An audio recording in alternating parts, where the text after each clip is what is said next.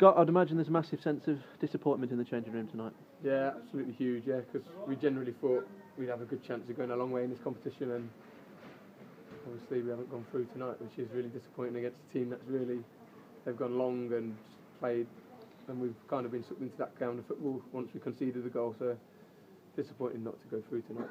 You'd probably had the better chances up until they scored, with Greg Tempest, Martin Newsham denied first half. Was the disappointment really what response you got after falling behind? Yeah, I don't think there was that many chances created in the game. We created the better ones, I think, but they didn't create any chances really until obviously their goal, which is unfortunate from our point of view, and the second wouldn't happen if they hadn't got the first with it, so they've gone 1-0 up and they've done well to hold on.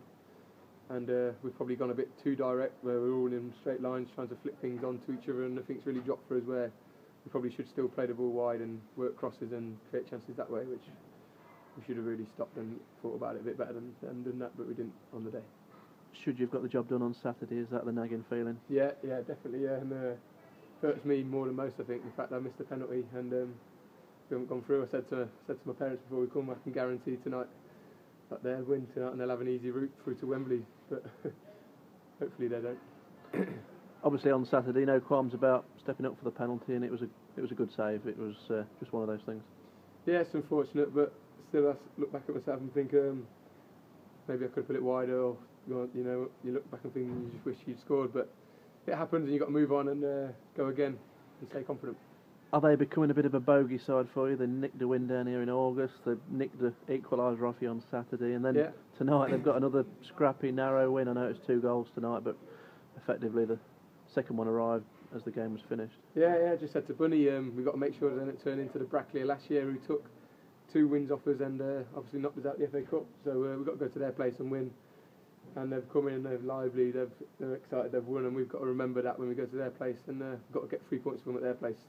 How difficult is it to contend with Tom Denton, especially because he's such a giant and everything's played up to him? I think Pidge has handled him superbly the last 2 games. I think he's dominated him really, and to be honest, I think he goes into games, Denton, and he affects games a lot more than he has done against us in the 2 games. I think Pidge has handled him really, really well, and I think they probably tried to look at a different way of playing, but they obviously haven't. But Pidge has still handled him well, so I can't do any more there. What can you do differently in 10, 12 days' time to try and get the victory against them?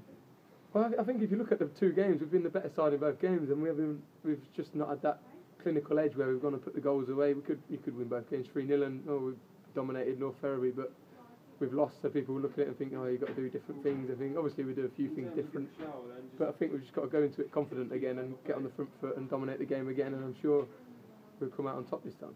This is the positive that Martin Newsham's got through almost 180 minutes of football in very quick succession. Yeah, definitely. Yeah, he looks sharp, Noosh, and he's scoring goals, isn't he? So if you get chances to him, unfortunately he didn't get a chance tonight, but when he only needs 1 chance, Noosh, and he puts it in the back of the net. So didn't get one tonight, but I'm sure we'll get plenty.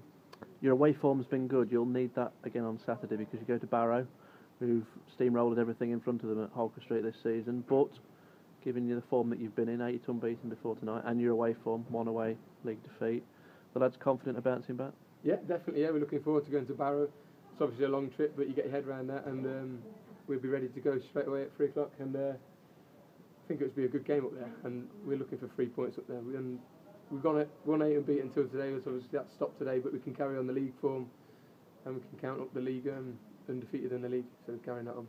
And your league form's been a lot of draws lately. Now that necessarily wouldn't be a bad result on Saturday, but you need to soon start getting the victories back on the board.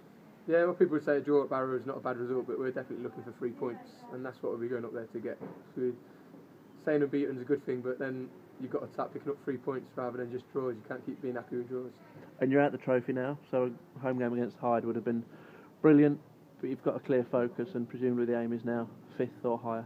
Yeah, it's really disappointing. We'll look out for the score and see what they get in the next round to see what path we would have taken, but it's not in our hands anymore, and we've got nothing to do with it. So we've got to move on from that and carry on with the league.